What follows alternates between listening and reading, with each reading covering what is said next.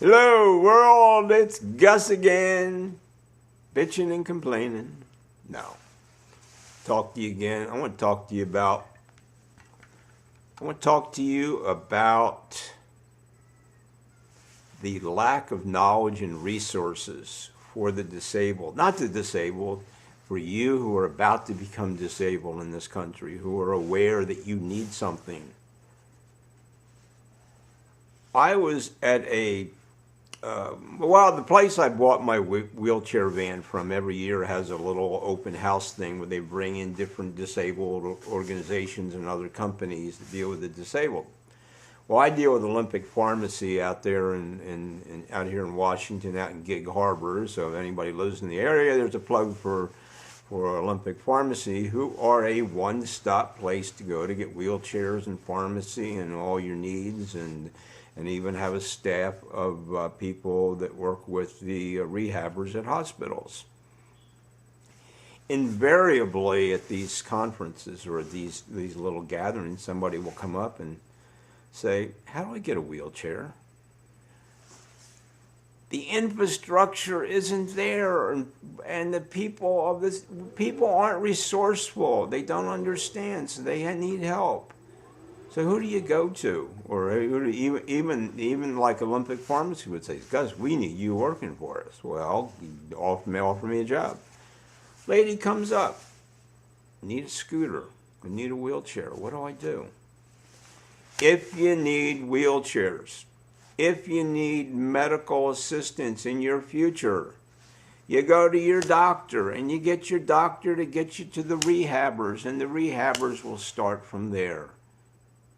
If you can't get a doctor to give you a prescription for a wheelchair and stuff, you're on your own. But there are resources out there. So first thing is doctor first. People don't even ask their doctor, and the doctors don't even understand the process. For me, it was go to muscular dystrophy, way back beginning. And then they say, what do you need? Well, blah, blah, blah. So get your doctor to write your prescription. Okay, let's just start with wheelchairs. And there's all kinds of other gadgets and stuff out there. But start with your doctor. I need doctor, I think I need a wheelchair. He may or may not agree with you. I had a person come to me a couple weeks ago. My dad had a heart problem and he can't hardly walk. Doctors won't write him a prescription because they want him to walk. If you walk and you fall, you break things. Doctors, is it worth the guy falling down and breaking something else when he wants to go to the mall? You got to think about what the need's for. You want him to exercise? Well, give him other exercises and tell him walk around the house. Him or her, I'm sorry. But first rung, doctors, get you to rehabbers. They'll recommend what you really need for your mobility needs, and then you stay in contact with them.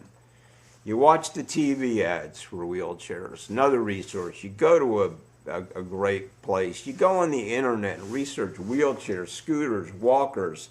There's multiple kinds. You've seen in my previous video, I'm in a $28,000 wheelchair here.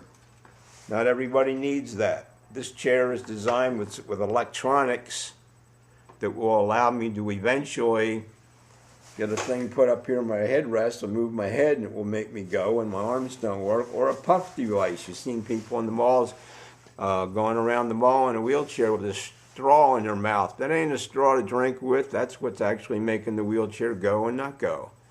I consider myself an expert on this stuff because I research and I research and I research because I want to know the next thing I am going to need. And I've done this since 1993, and my thing shows my hat's on crooked, so what the hell. Since 1993, when I knew I was going down, number one, I made my plans on what I needed to do the rest of my life, and that's a whole another 10-minute video. But for right now, if you're going to need something, if you got a family member needs something, you start with your doctor. If you're a veteran, you start with the VA. But here's an interesting story about the VA. Okay, I had a whole nice collection here of my wife's wheelchairs and my scooters from the past that I wasn't going to use again. So I've been trying to donate them to people, give them to these people that won't, because people out there, oh, I ain't going to get one of them. I ain't going to use a cane. I'm not going to use a walker. I'd rather stay home, never go anywhere again. Your choice, folks, but that's your choice. So I'm trying to give all I got. I got over $8,000 in retail scooters and wheelchairs sitting here.